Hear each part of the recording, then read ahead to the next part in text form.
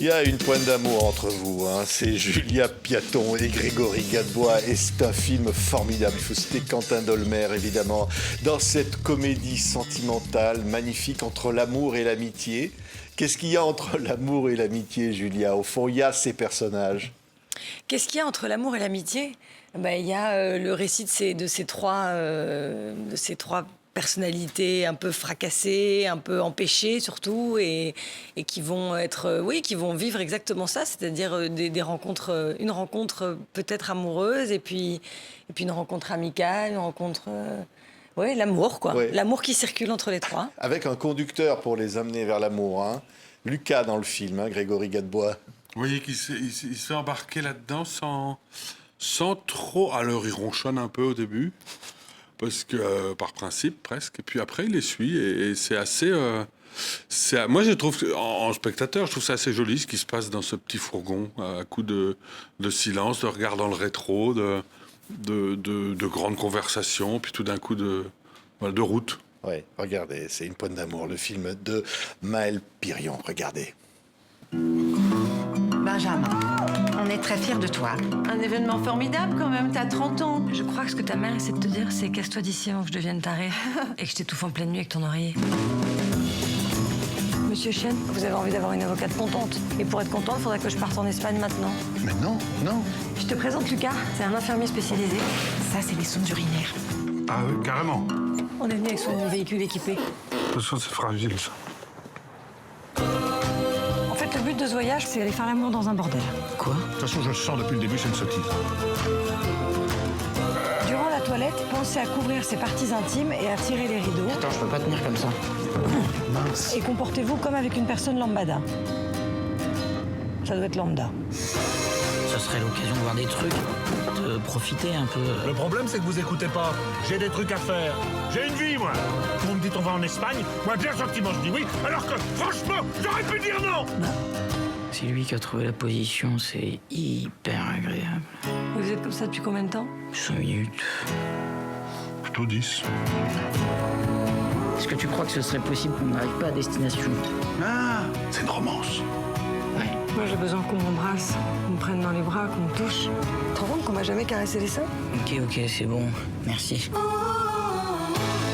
En fait, tu vois, Benjamin, c'est une sorte de définition du gâchis. Il est beau, il est intelligent, et il est resté dans son trou.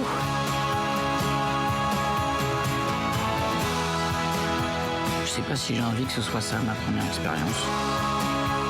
Apparemment, c'est si près du but. Hein, Benjamin? À un moment donné, je vais faire une distribution de bras. C'est vrai qu'on comprend toute la tendresse qu'il y a dans ce film, hein, Julia, hein. C'est émouvant, ces personnages comme ça. Alors, le personnage que vous jouez comme ça, évidemment, peut-être elle sait que sa vie va être courte. Elle a envie de vivre. Elle a envie de connaître peut-être l'amour physique.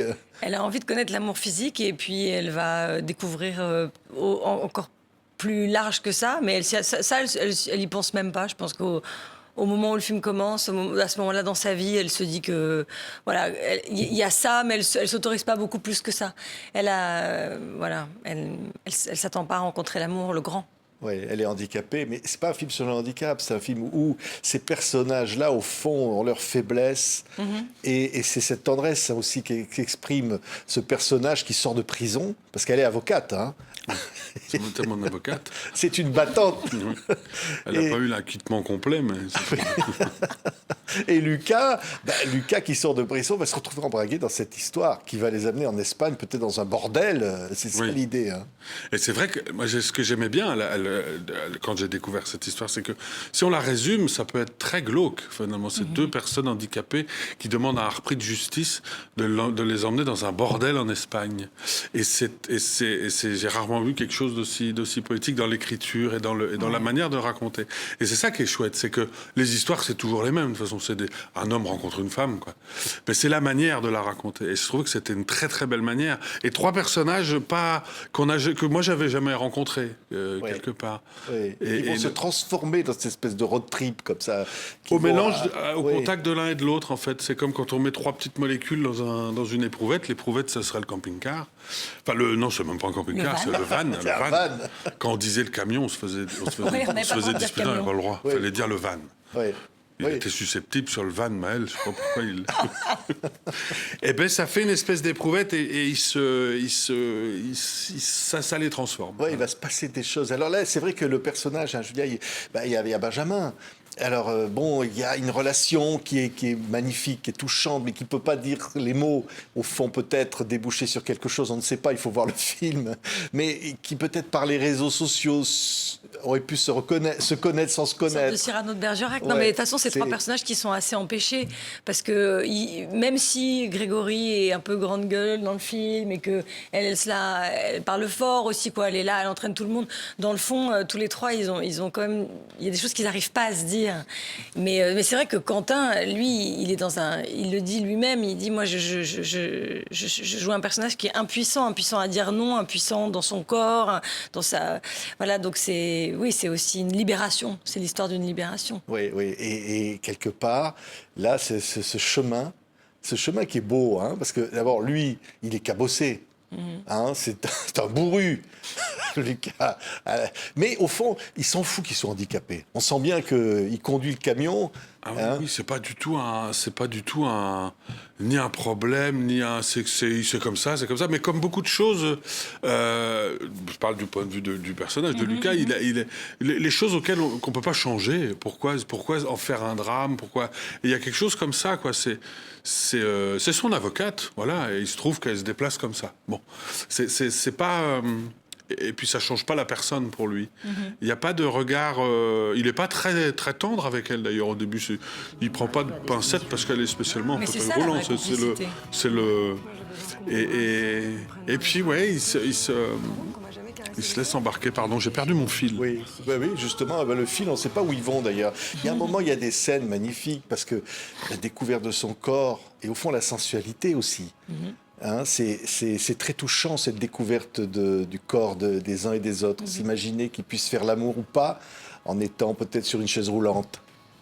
Bah, oui, c'est une question qui est évidemment qui est le moteur du film même, puisque le point de départ, c'est que tous les deux, ils connaissent pas l'amour charnel. Voilà, elle le dit, on l'entend dans la bande-annonce, etc.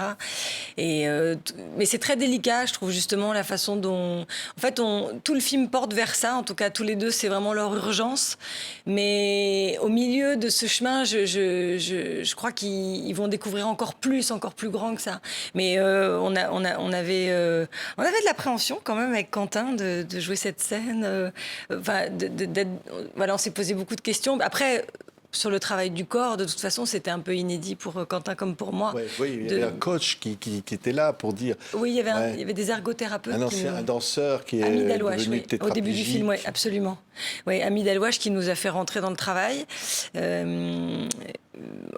Plutôt, si je puis dire, par une approche un peu de sa propre expérience, une approche assez sensible. Et après, on a été suivis pendant tout le tournage par des ergothérapeutes qui nous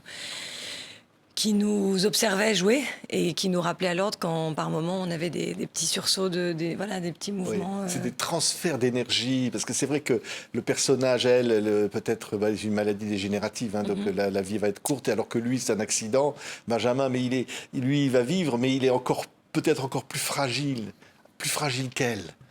C'est très touchant, ces deux personnages. Je ne sais pas s'il est plus fragile qu'elle, je ne sais pas. Il est moins combatif, peut-être. Oui, il est moins combatif. C'est peut-être une fois, mais oui. Mais on sent que néanmoins, il va évoluer et que. Il disait, je sais plus, on était dans une salle l'autre jour et quelqu'un nous disait, mais qu'est-ce qu'il va devenir après, à votre avis? Il demandait à Grégory, qu'est-ce qu'il va devenir votre personnage, vous pensez après? Il dit, écoutez, je pense qu'il va être fou amoureux et puis qu'il va devenir avocat, etc. J'ai dit, voilà. Finalement, ça le.